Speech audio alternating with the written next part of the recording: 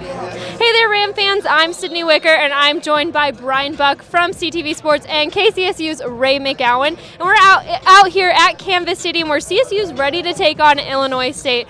Guys, this is a game that CSU cannot underestimate Illinois State. What are your takeaways for today's game? Well, Illinois State has two of their returning rushing leaders coming back. Over 1,500 yards of total offense between the two, James Washington and Markel Smith. Stopping these two guys is going to be important for them. They haven't been able to successfully stop the run all season. And when you're coming up against an FCS foe that you can honestly say isn't as big, isn't as talented, you have to be able to prove that you can play consistent defense and stop the rushing attack. Kind of also on the same side for Illinois State, their defense is doing a fantastic job. They've held both their opponents, St. Xavier and Eastern Illinois, to a total of 10 points these past two games. They've also, in the game, is their first game against St. Xavier, they only allowed negative 30 rushing yards. So their defense is ready to go and stop their running defense, which CSU, of course, has had trouble, getting started in games very often. And something KG needs to look out for as well is even the secondary. The secondary has 4 interceptions these past two games. So they're ready to come in here thinking that they're underdogs, and they're ready to show, hey, just because we're in FCS, we can still play.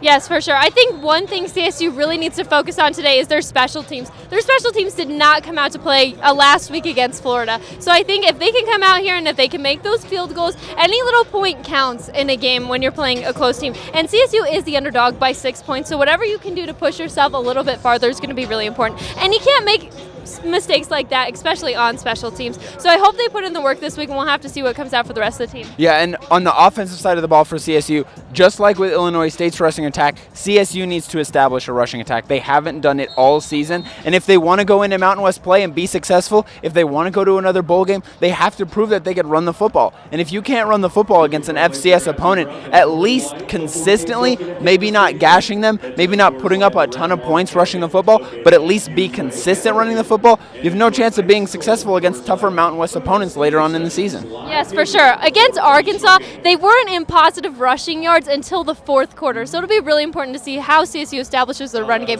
What are you expecting, Ray?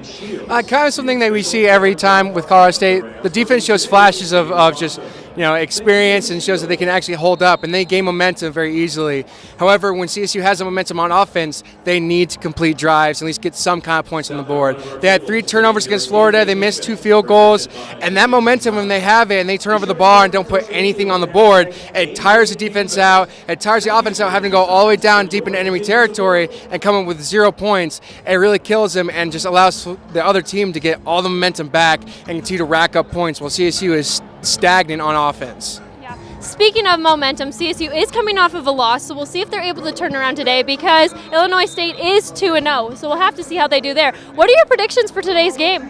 I think that CSU has a chance to come out of this game extremely successful. I think the first half is going to be tight. It's an Illinois team that is a championship level team in the FCS. They went to their championship game in 2014. They're an experienced team that knows what they are doing, and they're not going to make mistakes. I think it's going to be a tight first half, but if CSU runs the ball, they'll break away in the second half, and I think they have a chance to make it a game that looks like 38-17. If they can't rush the football, though, it's going to be a lot closer. I don't think they're going to score a bunch of points. I think Illinois State's going to stay around 20 points. CSU, depends on how well they run the ball. They could be up to 40. They could be right there with Illinois State at 20. All right, and for you, Ray?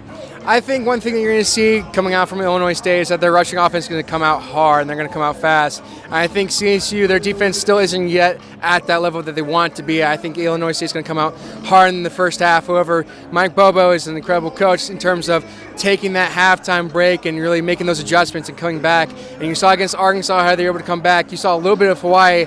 They weren't able to come back and completely win the game, but you saw those flashes of offensive power and how their defense can make some stops. I think Illinois is just going to come out strong at the very beginning. However, I think CSU at the end is going to come out. I'm going to say CSU 31, Illinois State 21. All right, good predictions. I am thinking Illinois State's going to take this one, so I'm disagreeing with you both here. I think the score is going to be 27-21, so a little bit different, but we'll have to see how they do. It'll be an interesting game. It is Ag Day out here, so hopefully the house will be packed for CSU, and we'll have to see how they do. Thanks for tuning into CTV Sports. I'm Sydney Wicker signing off with Bryan Buck and Ray McGowan.